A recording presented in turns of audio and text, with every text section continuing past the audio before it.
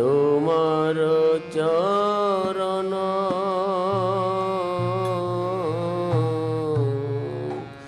একন বজেন প্রভু,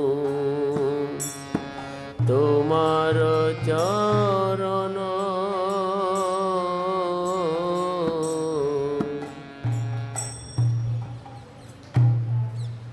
অশোকায়া ভয়ামৃতা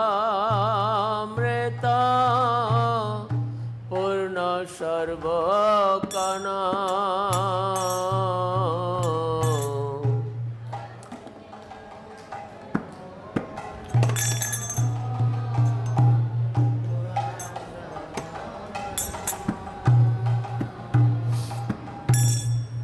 অশোকায়া ভয়ামৃতা পূর্ণ সর্বকানা অশোকায়া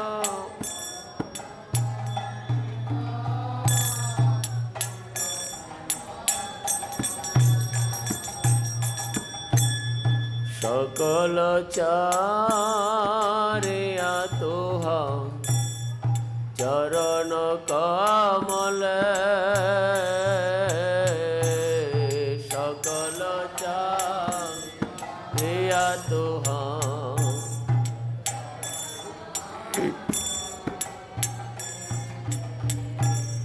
পরে আছে আমি নাথ তব পদ তলে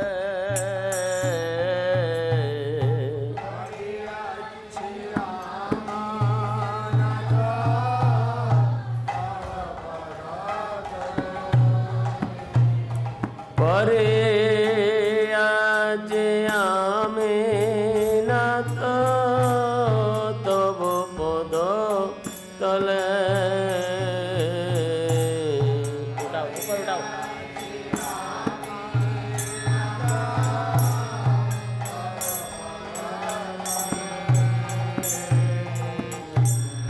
তব পদ পদ্মনাথ রহিবে আমরে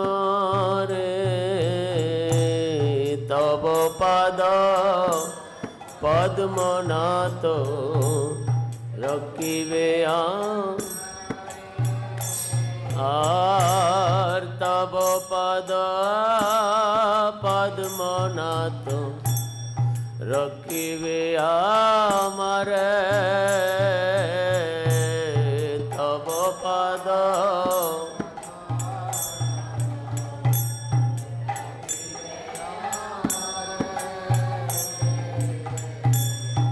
আর করতা নাহি এবব সংসারে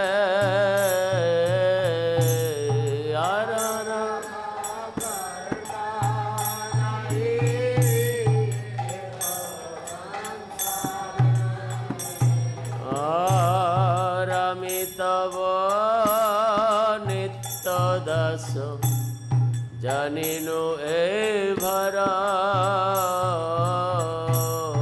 আমি তব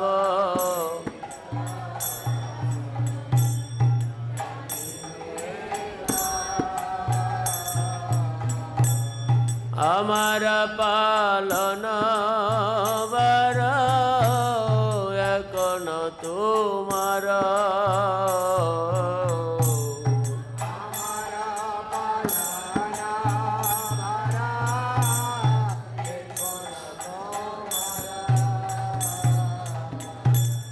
তব দুঃখ বড় দুঃখ পাই আছি স্বতন্ত্র জীবনে বড় দুঃখ পাই আছি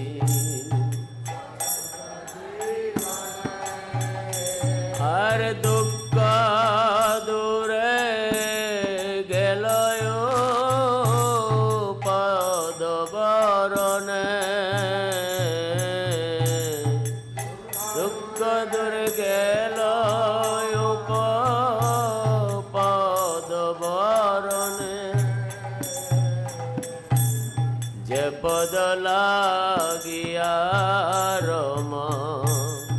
তপস্যা করিলা যে পদলা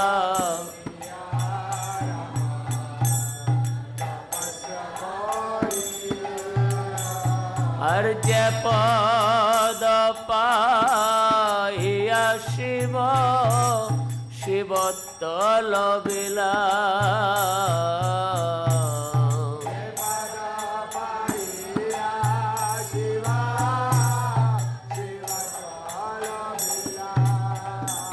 আর যে পদ পাইয়া শিব শিবত্ব লভিলা যে পদ পাইয়া শিব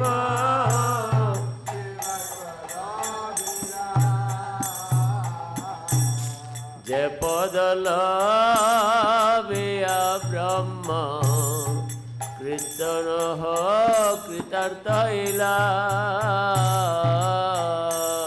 যে পদ লভিয়া ব্রহ্ম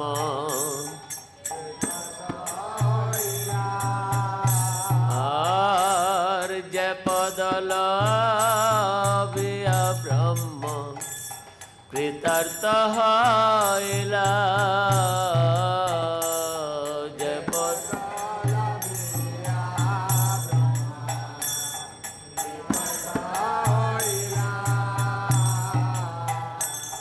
যে পদ নারদ মুনি হৃদয়ে ধরিলা যে পদ নারদ মুনি হৃদয়ে ধরিলা সেই সেয় ভয় পদ শিরেতে ধরিয়া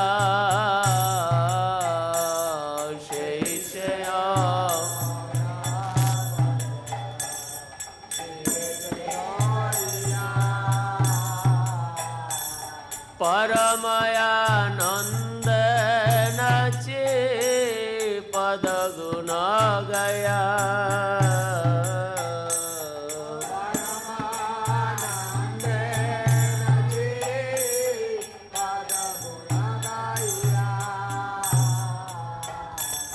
संसार विपद होते अवश्य उद्धार संसार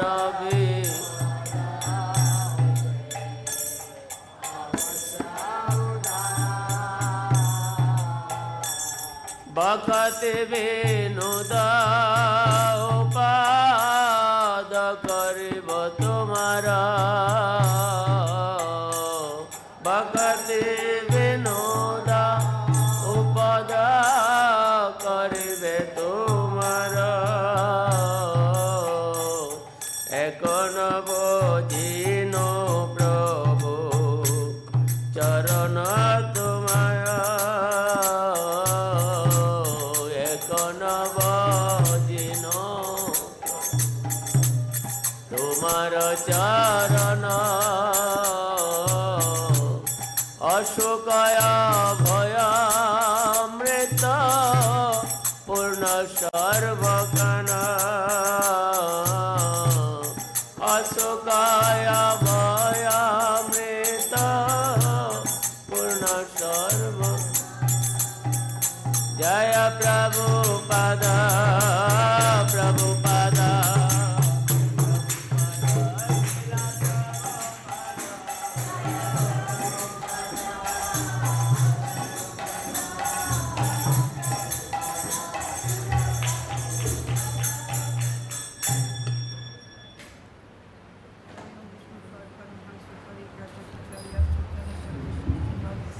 श्री भक्ति-वेदांत स्वामी श्रील प्रभुपाद की जय। अनंत कोटि वैष्णव वृंद की जय।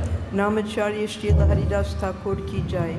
प्रेम से को श्री कृष्ण चैतन्य प्रभु नित्यानंद श्री अद्वैत गदाधर शिवासरि गौर भक्त वृंद की जय। श्री श्री राधा कृष्ण गोप गोपीनाथ श्याम कुंद राधा कुंद गिरि गोवर्धन की जय। श्री वृंदावन धाम की जय। मायापुर धाम की जय। जगन्नाथपुरी धाम की जय। Ganga Mai ki jai, Jamuna Mai ki jai, Tulsi Maharani ki jai, Samaveda Bhakta Vrinda ki jai. All glories to the assembled devotees. All glories to the assembled devotees. All glories to the assembled devotees. All glories to Sri Sri Guru and Gauranga. All glories to Srila Prabhupada.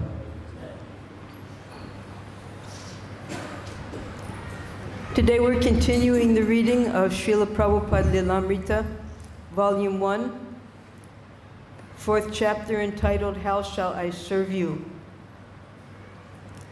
A little more than a month later, Srila Prabhupada had just come back from the Brajmandal Parikrama, where he spent one evening hearing Srila Bhaktisiddhanta Saraswati speak. Abai was again anticipating an imminent meeting with Srila Bhaktisiddhanta, this time at Allahabad. Abai had only recently returned from Vrindavan to his work at Prayag Pharmacy when the devotees at the Allahabad Gaudiya Math informed him of the good news.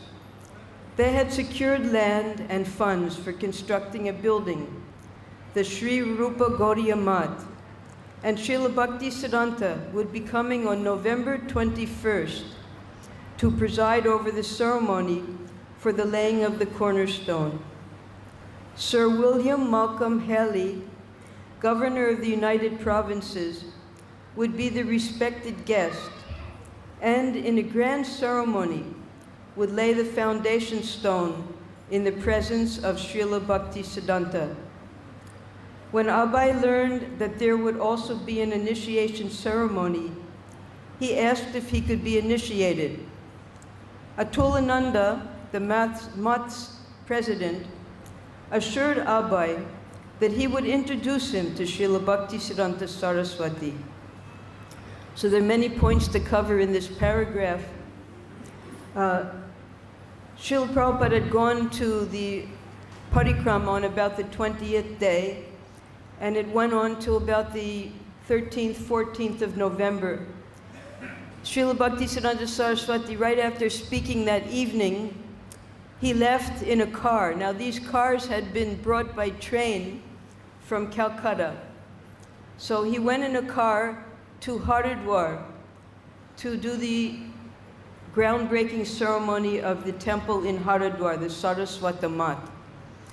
And then after a few days, this is 1932, on November 21st, there was going to be a ceremony at Prayag.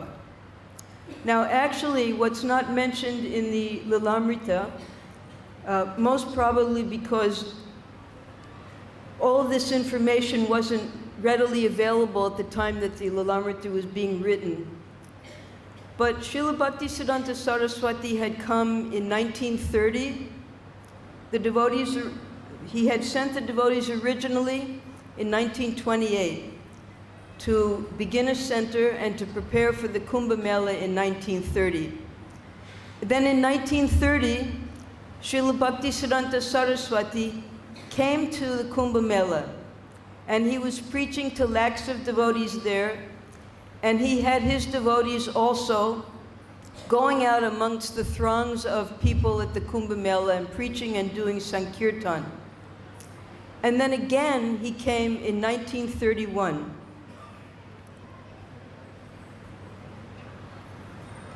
Prabhuji, can you go on with the pictures?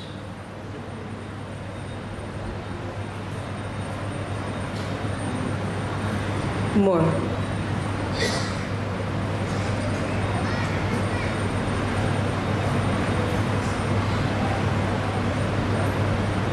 Yes. So the devotees who had been sent by Bhaktisiddhanta Saraswati, they were renting a place in an area called South Malacca Street. This is where that was, but which building it was, nobody could find out. So there was a Bengali community there. Agewali pictured the car. Yes. Many Bengali people lived there in a community, and therefore the devotees thought it was a good place to have their temporary center.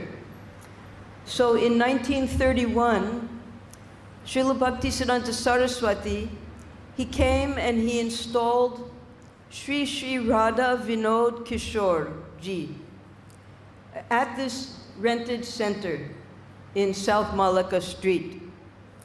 And at the same time, because within those 3 years, the devotees had gotten land right at the Triveni, and they were going to begin the construction of the Sri Rupa Gaudiya Math. So Bhaktisiddhanta Saraswati at that time did the cornerstone laying of the temple in 1931. Then he came back after the Brajmando Parikrama, and what he was going to do at that time was, he was going to lay the cornerstone of the lecture hall. And this was going to be a big ceremony. And this was when Srila Bhaktisiddhanta Saraswati invited the governor of the United Provinces, which today we call Uttar Pradesh. Now, his name was Sir William Malcolm Haley, and he had been governor in Punjab previously. He had been the commissioner in Delhi. He was a very high-ranking British officer that had now been appointed at 3 different terms. He was appointed the governor in UP. And he gave a very, very favorable speech at this time, saying that he was very happy to take part in this ceremony because he understood that the work of Srila Bhaktisiddhanta Saraswati and the Gaudiya Math was non-sectarian. That means it was broadcasting for any form of, any classes of society and religions. It was also non-political. So therefore, he was able to take part. Usually the British would not take part in the cultural and religious programs of the Indian community, but because he felt that the Gaudiya Math had nothing to do with a political aim, therefore he was happy to do this. And he also saw that the preaching of the Gaudiya Math was purely for the purpose of bringing peace and goodwill to the troubled times then. So therefore, he personally laid that cornerstone for the lecture hall. And fortunately, we had one devotee who lives in Prayag, Bhakta Mrityunjay. So he took pictures. You can go, abhi piche jaiye.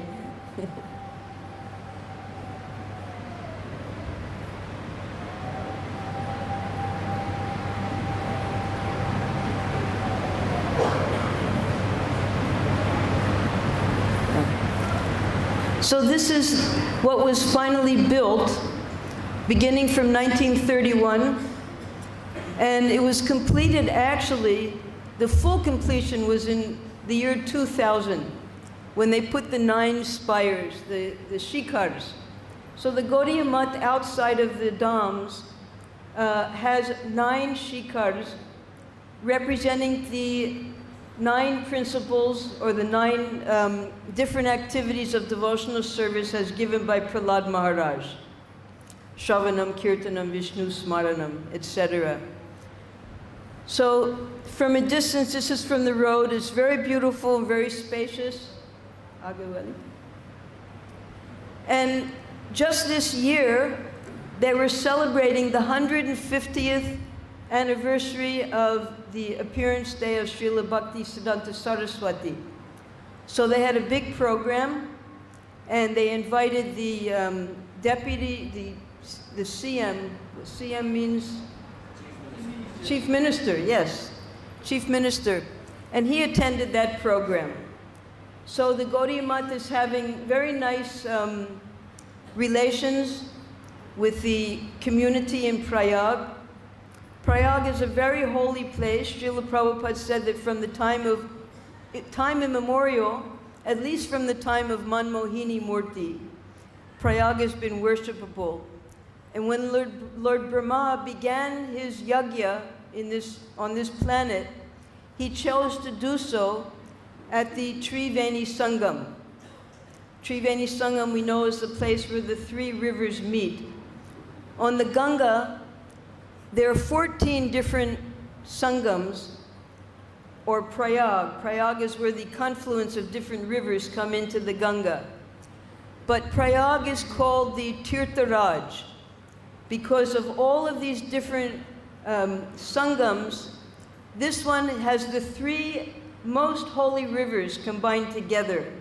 So therefore, Lord Brahma and many, many other saints and sages after him performed their yagya, yag is for yagya, at this place. And also in our Gaudiya history, Advaitacharya, Nityananda Prabhu, and then finally Chaitanya Mahaprabhu, he came there and performed his pastimes. He danced ecstatically and inspired all of the residents to dance and chant Hare Krishna at the Vaini Madhav temple. Vaini Madhav temple is from Satya Yuga. There was a demon named Gajakarna. He had ears like an elephant. And he was disturbing all the residents. So the demigods prayed to Vishnu, and Narada Muni came to find out what this demon's weakness was. This demon had a diseased leg. So Narada Muni told him, you just go bathe in the Triveni and your problems will be solved. After he bathed, he became cured, so he decided to drink up all the waters. So he drank the three rivers, and then all the devotees on the rivers prayed to Vishnu for his salvation. So he came in the form of Vaini Madhava and killed this big demon and restored the rivers back to their place.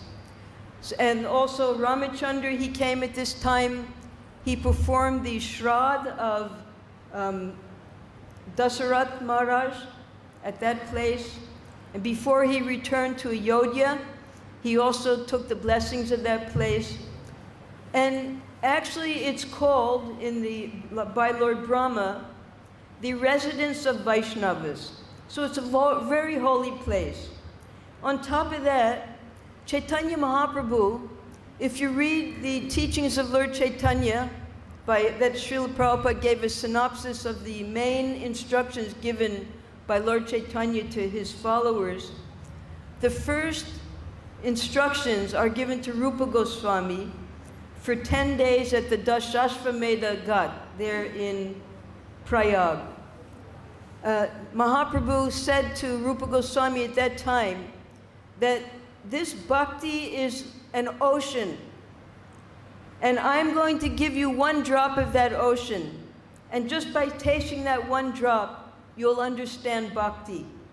So the instructions that Lord Chaitanya gave at that time, we find in the Bhakti Rasamrita Sindhu, which was one of the first books that Srila Prabhupada chose to translate. And at the time of initiation, when Srila Prabhupada received his initiation, Srila Bhaktisiddhanta Saraswati instructed him to study this Bhakti Rasamrita Sindhu, because that's the law book for the Vaishnavas.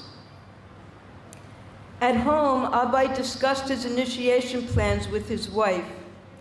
She had no objection, but she did not want to take initiation herself. They were already worshiping the deity at home and offering their food to the deity. They believed in God and were living peacefully. So later Prabhupada, he will discuss privately, his quotation, that his wife had a different idea of what the perfection of life was. For her, the perfection of life was to live peacefully at home, worship the deity, and that was enough. But that wasn't enough for Srila Prabhupada. But for Abai, that was not enough. Although he would not force his wife, he knew that he must be initiated by a pure devotee. Avoiding sinful life, living piously, these things were necessary and good, but in themselves they did not constitute spiritual life and could not satisfy the yearning of the soul. Life's ultimate goal and the absolute necessity of the self was love of Krishna. That love of Krishna his father had already inculcated within him, and now he had to take the next step. His father would have been pleased to see him do it. So Srila Prabhupada, by his devotional training by his father, he understood the necessity of taking Diksha. Eventually, his wife did take Diksha, but not from Srila Bhaktisiddhanta Saraswati. She wasn't so fortunate. After Srila Bhaktisiddhanta Saraswati left this world, they went to Calcutta, the family, and there was Prabhupada's sister who had taken Harinam Diksha from Srila Bhaktisiddhanta Saraswati. That was Bhavatarini, who we've heard about, whom we call Pishima. So Prabhupada said to his wife, they were there all together, the three of them, now what are you going to do? You missed your opportunity. So Bhavatarini, she had taken her second Diksha from one of Prabhupada's godbrothers, that's Bhakti Saranga Goswami, who is in charge of the Imli Tala here. So Prabhupada's wife at that time decided to take Diksha. So we can see that better late than never. Although she wasn't taking active part in Prabhupada's preaching activities, the different programs that he was holding in the house, still eventually she did take Diksha, and Prabhupada confirmed that she was a faithful and devoted wife, though we might hear other things from other pastimes. What he had learned from his father was now being solidified by someone capable of guiding all the fallen souls of the world to transcendental love of God. Abai knew he should go forward and take complete shelter in the instructions of his spiritual master. And the scriptures enjoin, he who is desirous of knowing the absolute truth must take shelter of a spiritual master who is in disciplic succession and who is fixed in Krishna consciousness. Even Lord Chaitanya, who was Krishna himself, had accepted a spiritual master, and only after initiation did he manifest the full symptoms of ecstatic love of Krishna while chanting the holy name. So we have the example even of the avatars themselves, Lord Chaitanya, Sri Krishna, Ram, and Lakshman. They all accepted gurus to advance in their spiritual progress, although they had no reason to do so, just to set example. So Srila Prabhupada, although he felt that he was initiated from the first meeting with Srila Bhaktisiddhanta Saraswati, he knew that it had to become confirmed and official. As for the ritual initiation he had received at age 12 from a family priest, Abai had never taken it very seriously, because in his community of the Suvarna Vainik, the merchants, they also took the second initiation, the Brahmins, the Kshatriyas, and also the Vaishyas. So therefore, as a matter of formality, as one of the recommended sanskars of Vaishnava families, Srila Prabhupada received his sacred thread at the age of 12 from a family priest, but there was no spiritual exchange of knowledge at that time. It had been a religious formality, but a guru was not a mere officiating ritualistic priest. So Abai had rejected the idea that he already had a guru. He had never received instructions from him in bhakti, and his family guru had not linked him through disciplic succession with Krishna. But by taking initiation from Bhaktisiddhanta Saraswati, he would be linked with Krishna. Bhaktisiddhanta, son of Bhaktivinoda Thakur and disciple of Gorkishore Das Babaji, was the guru in the 12th disciplic generation from Lord Chaitanya. So we discussed in one of the previous weeks that this disciplic succession coming from Lord Chaitanya, now in the 12th generation, is a succession called the Bhagavad-Parampara. That is the succession of siksha rather than formal diksha. So sometimes there will be objections that Srila Bhaktisiddhanta Saraswati, he did not get formally initiated, he did not take formal sannyas.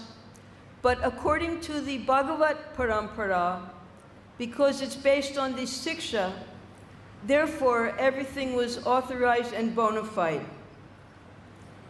He was the foremost Vedic scholar of the age, the expert Vaishnava, who could guide one back to Godhead. He was empowered by his predecessors to work for the highest welfare by giving everyone Krishna consciousness, the remedy for all sufferings. Abai felt that he had already accepted Srila Bhaktisiddhanta as his spiritual master, and that from their very first meeting he had already received his orders. Now, if Srila Bhaktisiddhanta would accept him as his disciple, the relationship would be confirmed. So we can see the pictures now. Yes. Now we'll go into the temple.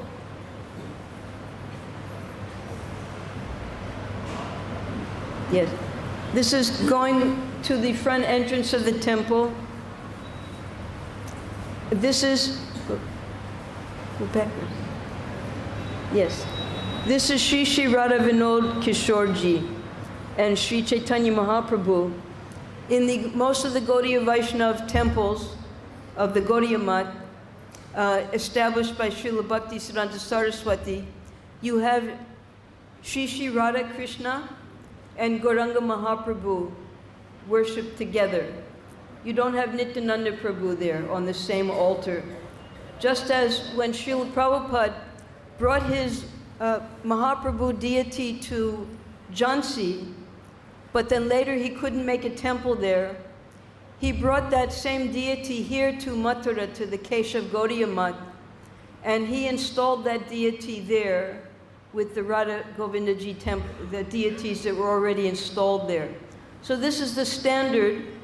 Now Srila Prabhupada, when he established his temples, he would often make 3 altars. That's Guru Gauranga altar, and depending upon where the temple was, either in the center there would be Radha and Krishna, there would also be Sitaram, as in our Bombay and Delhi temples, because there are many Ram devotees there, Ram Bhaktas. Sometimes he would have Lord Jagannath, sometimes there would even be Sri Nathji, sometimes there would be Nrsingadev. So depending upon the mood of the temple and the place of the temple, which pastimes were taking place, Srila Prabhupada established his temples accordingly.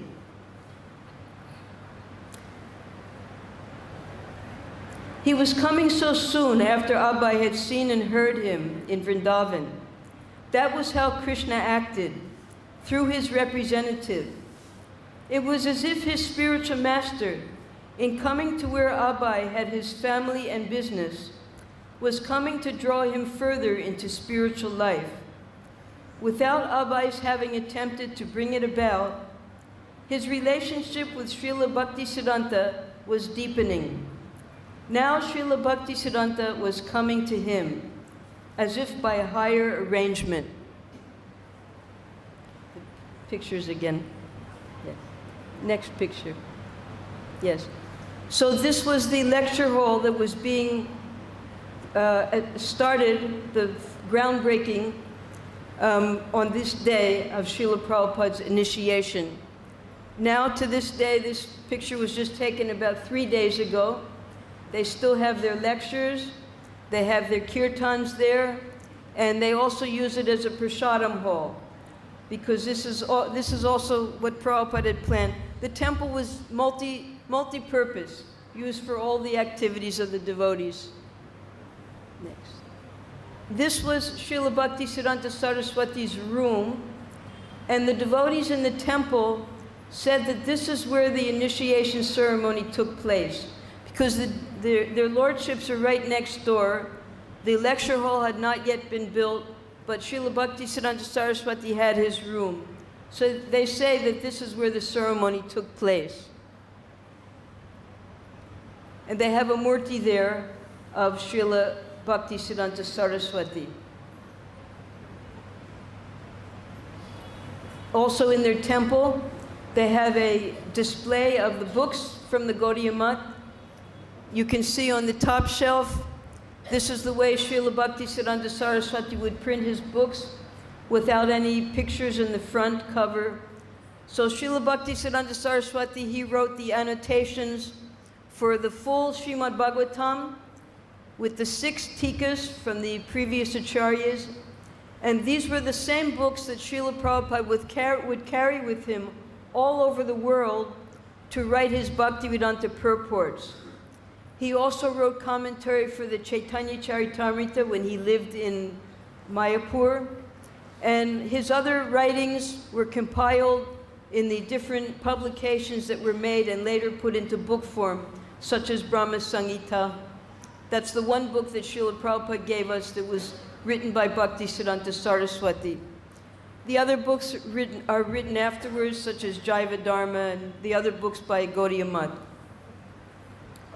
On the day of the ceremony, Bhaktisiddhanta Saraswati met with his disciples at the Allahabad Gaudiya Math on South Malacca Street. While he was speaking Harikatha and taking questions, Atulananda Brahmachari took the opportunity to present several devotees, Abai amongst them as candidates for initiation.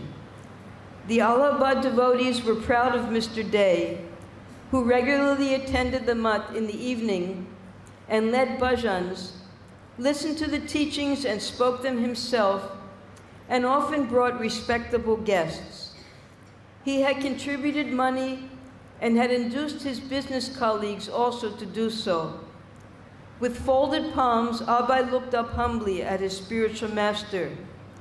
He and Srila Bhaktisiddhanta were now face to face, and Srila Bhaktisiddhanta recognized him and was visibly pleased to see him.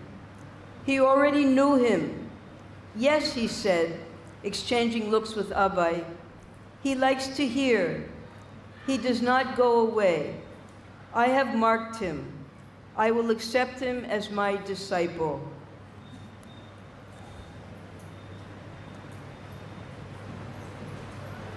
So here we have the history of this temple, explaining that Srila Bhaktisiddhanta Saraswati, he came in 1931, then he came in 1932, the time that we're discussing now. And then later, after Srila Bhaktisiddhanta Saraswati left, when there was a break in the Gaudiya Math, the larger portion being taken over by Bhakti Tirtha Maharaj, whose main center was the Chaitanya Math in Mayapur.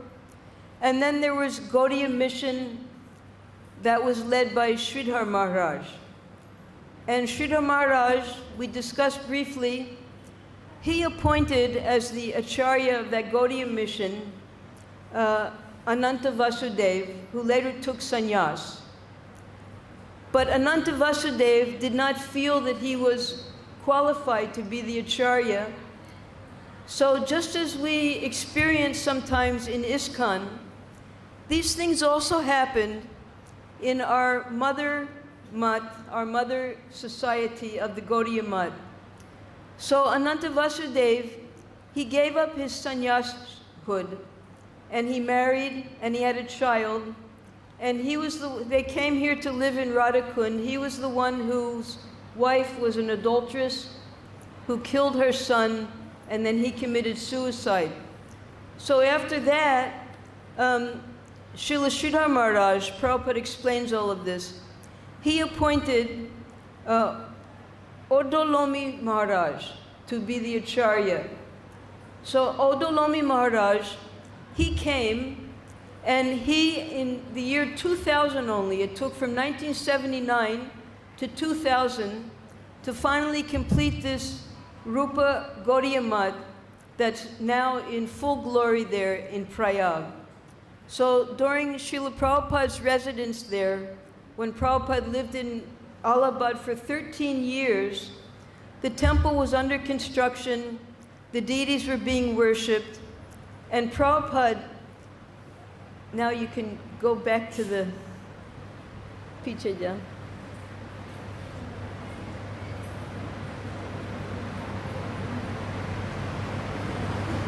नहीं पीछे जा पीछे एक और हाँ ये there. So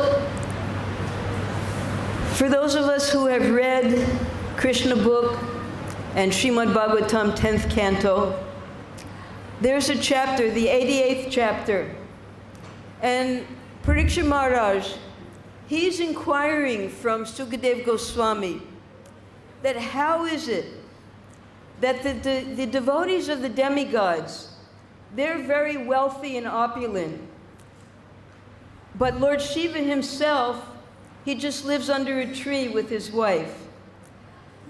The devotees of Lord Krishna, he's the husband of the goddess of fortune, but his devotees are poverty-stricken. Why is that? So then Sukadeva Goswami, he explains in that chapter 88 how it is that Lord Shiva, he's in charge of the three modes of material nature, who's his wife, Durga Devi. And his devotees pray to him for different material assets. And he can easily give them through his wife. And when he fulfills their desires, they actually become more and more entangled in material life. But Lord Krishna, who is above the three modes of material nature, when he favors his devotees, he takes everything away from them materially so that they can concentrate on their spiritual advancement. Now, Prabhupada was here and he told this story. He said that Lord Shiva and his wife, they just lived under a tree.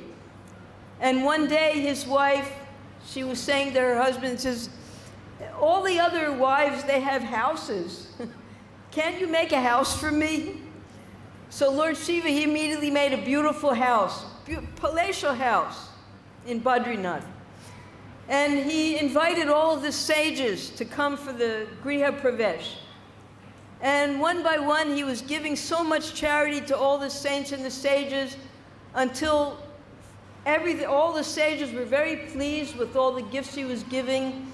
Then they all went back to their ashrams. And he had given away all of the gifts and things that he had for charity. And then coming late was one sage. So Lord Shiva didn't have anything to give to this sage. And he said, all right, you take the house. And he gave the sage the house, and then he and his wife went and lived under the tree again. So Lord Shiva, he is a pure devotee. He's the greatest devotee of all of the devotees of the Supreme Lord. So he didn't mind being poverty-stricken. But the devotees of Krishna, now Prabhupada, he was experiencing this in his life in Allahabad. He would quote this verse because this was happening in his life in Allahabad. According to his astrological chart, he was supposed to become a very wealthy businessman. And he was very good at his business. He said those were the golden days. He had his pharmacy in Prayag. He had a big laboratory in Lucknow. He would travel all over North India getting so many orders for the different medicines of the Dr. Bosch's lab. But at the same time, Prabhupada being a Vaishnava, all the different people that he was selling the medicines to, they weren't paying him. And he was 10,000 rupees in debt to Dr. Bosch. And the co-workers from when Prabhupada lived in Calcutta and was the manager, they were speaking into Dr. Bosch's ear. that you see he's so much in debt, and not only that, he's producing his own medicines and selling them, and he's getting medicines from other companies, Bengal Chemical and things like that. So that's why he's so much in debt to you. So Dr. Bose, he decided to come to Prayag and see what was going on. Why is there such a big debt? And Prabhupada, in order to become free from the debt, just like Lord Shiva did, he said to Dr. Bose, all right, you take the entire pharmacy. You take the pharmacy, you take all my customers, and then everything is clear. So, yes, Dr. Bose took the pharmacy, he took all the customers, and then Prabhupada was left with nothing. And he was sitting in his house. And Atulanandan and another devotee, who later became Jajabar Goswami and Parvat Goswami. So they were young brahmacharis, and they would go to the different Bengali families to collect the subscription for the Gaudiya and the Harmonist, the different magazines that they were printing. So they came to Prabhupada's house and they saw that he was sitting in his house, not at the pharmacy anymore. And they saw it as a great opportunity. They said, you're free. Now why don't you join the mutt? You come live with us. You're already playing mridanga, you're already lecturing, you're bringing so many people to the temple. Become a full-time devotee. So Prabhupada saw it as this verse, that this is what Krishna was doing to him in his life, taking everything away from him just so he could go forward in his spiritual life. And then next verse. Yes, this is from the 11th canto. So these two verses Prabhupada used to describe this phase of his life in Allahabad. Devotion, direct experience of the Supreme Lord, and detachment from other things. These three occur simultaneously for me, for one who has taken shelter of the Supreme Personality of Godhead, in the same way that pleasure, nourishment, and relief from hunger come simultaneously and increasingly with each bite for a person engaged in eating. So this is spoken in the 11th canto, describing the process of when we begin our devotional life, and then we have association with the Supreme Lord through the process of bhakti-yoga, and we become so satisfied that we don't want anything else. Just like when we're given a beautiful plate of prasadam, and we're enjoying it so much, we're eating. When we're eating, it doesn't matter what's going on around us. We're enjoying the prasadam. And then when we're full, we're completely satisfied. So these are the two comparisons. So Prabhupada, now that Krishna was taking everything away from him, he said it became nil and nil and nil until it became dead, his material life. And that was when the devotees, they pulled him. You come and take part in the devotional activities in the temple. As the moment and the words became impressed into his being, Abhay was in ecstasy. Atulananda was pleasantly surprised that his Gurudev was already in approval of Mr. Day. Other disciples in the room were also pleased to witness Srila Bhaktisiddhanta Saraswati's immediate acceptance of Mr. Day as a good listener. Some of them wondered when or where Srila Bhaktisiddhanta had arrived at such an estimation of the young pharmacist. Now also at this time, Srila Prabhupada, he was developing very close, intimate, friendly relationships with who would become his godbrothers. One of them was Dr. O.B.L. Kapoor, who took initiation from 1 year after Prabhupada did, in 19... Now, according to what Srila Prabhupada says, this happened in 1933, but according to the history of the Gaudiya Math, this happened in 1932. it doesn't matter, but just chronologically, this is the way things happen. So, Srila Prabhupada, he will say things about himself.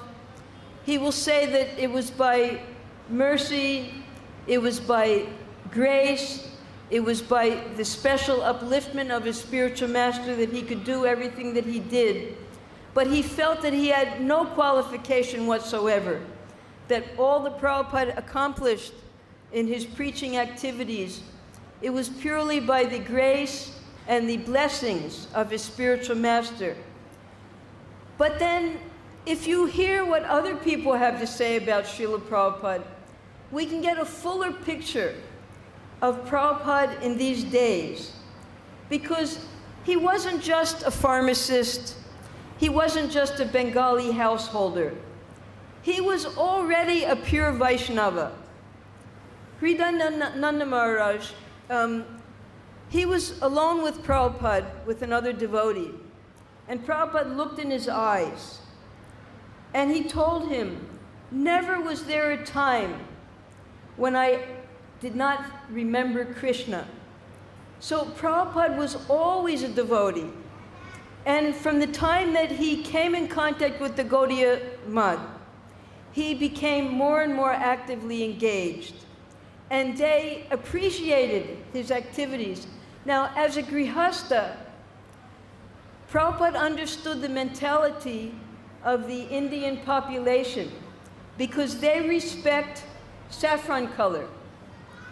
They don't, all the grihastas wear white. So when Prabhupada would give a lecture, he would have one of the brahmacharis sit on the Vyasasana, and he would sit on the floor next to him. And the brahmachari, he would tell the brahmachari, chant the sloka, because all the brahmacharis, they would have to learn Sanskrit also.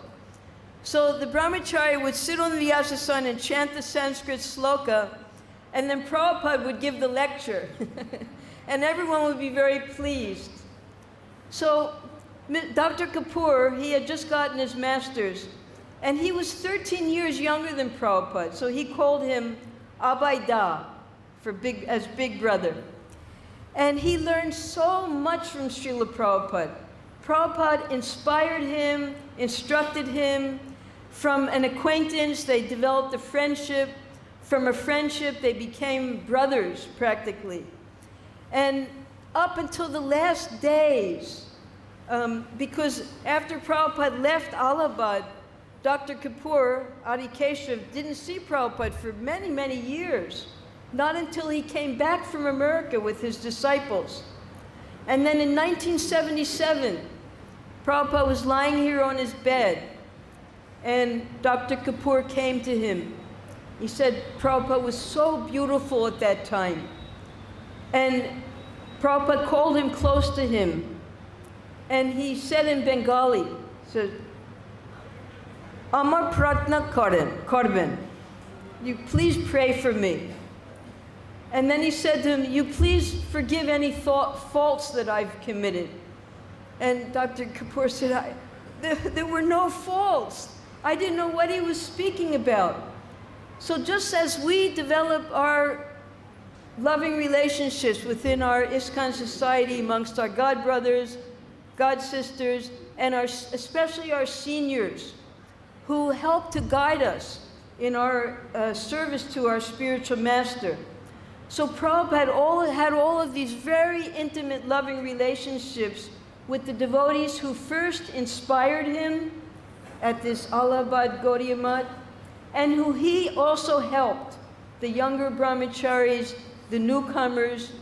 For instance, Dr. Kapoor, he was the first non-Bengali disciple of Srila Bhaktisiddhanta Saraswati. So Prabhupada took very good care of him, and also being so junior to him. So hearing from these other devotees about Prabhupada's activities helps us to understand that he was not just an ordinary businessman who happened to take part in the Gaudiya Math activities. No, from the very start, he was helping the Sangh, and he was lecturing, he was leading the kirtans, playing the mridanga, And he not only inspired the other devotees, but he also learned from them how to engage in service to his spiritual master. At the initiation, Srila Bhaktisiddhanta Saraswati was seated on a Vyasasan, and the room was filled with guests and members of the Gaudiya Math. Those to be initiated sat around a small mound of earth, where one of Srila Bhaktisiddhanta Saraswati's sannyasis prepared a fire and offered grains and fruits into the flames, while everyone chanted mantras for purification. Abhai's sister and brother were present, but not his wife. Abhay basked in the presence of his Gurudev. Yes, he likes to hear. The words of his spiritual master and his glance of recognition had remained with Abhay. Abhay would continue pleasing his spiritual master by hearing well. Then, he thought, I will be able to speak well. The Vedic literature described 9 processes of devotional service, the first of which was Shravanam, hearing about Krishna. Then came Kirtanam, chanting about and glorifying him. By sitting patiently and hearing at Kosi, he had pleased Krishna's representative. And when Krishna's representative was pleased, Krishna was pleased. Srila Bhaktisiddhanta Saraswati had not praised him for donating money to the Math and hadn't advised him to forsake his family and business and travel with him, nor had he asked Abhay to perform great austerities like the yogis who mortify their bodies with fasts and difficult vows. But he likes to hear, he had said. I have marked him. Abhay thought about it and again listened carefully as his spiritual master conducted the initiation. I can show more pictures now.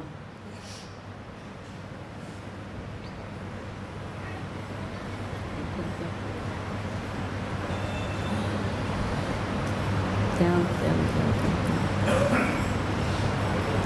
नहीं, नीचे जाओ, अब ऊपर जा रहे हैं.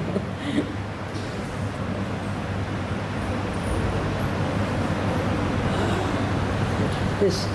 So here we have the Gaudiya Math devotees at Prayag at that time. Now, Prabhupada, because his business was failing, he set up a little shop, a pharmacy shop to maintain his family. And then he started to travel to make another business in Bombay. He went with his brother. So we'll read about that later. But this initiation, this was when Srila Prabhupada, he now made his commitment to the Gaudiya Math. And he realized that over and above his family commitments, now he was dedicating his life to his spiritual master's service. And therefore his activities changed drastically. Because yes, he had a responsibility to the family, but now his higher responsibility was to serve his spiritual master. Finally, Srila Bhaktisiddhanta called for Abhay to come forward and receive the Harinam initiation by accepting his beads. After offering prostrated obeisances, Abhay extended his right hand and accepted the strand of japa beads from the hand of his spiritual master. At the same time, he also received the sacred Brahminical thread, signifying a second initiation. Usually, Srila Bhaktisiddhanta gave the first initiation, Harinam, and only after some time, when he was satisfied with the progress of the disciple, would he give the second initiation. So Srila Prabhupada also followed this, that first he would give the first initiation, the Harinam, and then as one learned the process of sadhana bhakti, after 6 months or 1 year, this was Prabhupada's program, now some of the present day spiritual masters, they extend that. But Prabhupada would usually give the second initiation within 1 year.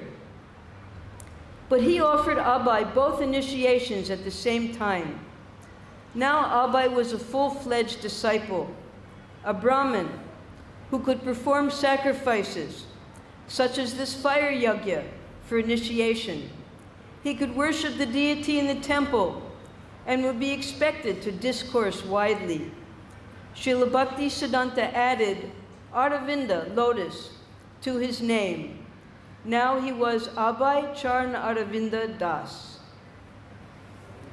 So this was the spiritual birth of Srila A.C. Bhaktivedanta Swami Prabhupada amongst a family of Vaishnavas. We see here already at that time, there were many devotees in Prayag serving their spiritual master, and now Prabhupada became a member of that family. And although his wife and children, by that time he had 3 children, they were not so interested in his spiritual activities, he felt the necessity to take this step. Srila Prabhupada, my wife was a devotee of Krishna, but she had some other idea. Her idea was just to worship the deity at home and live peacefully. My idea was preaching. So from this time, Prabhupada understood the mood of Srila Bhaktisiddhanta Saraswati. I can't see what time it is. What is it? So I should stop now, yes? Okay. So we'll discuss further next week and go on. Hare Krishna. Jai.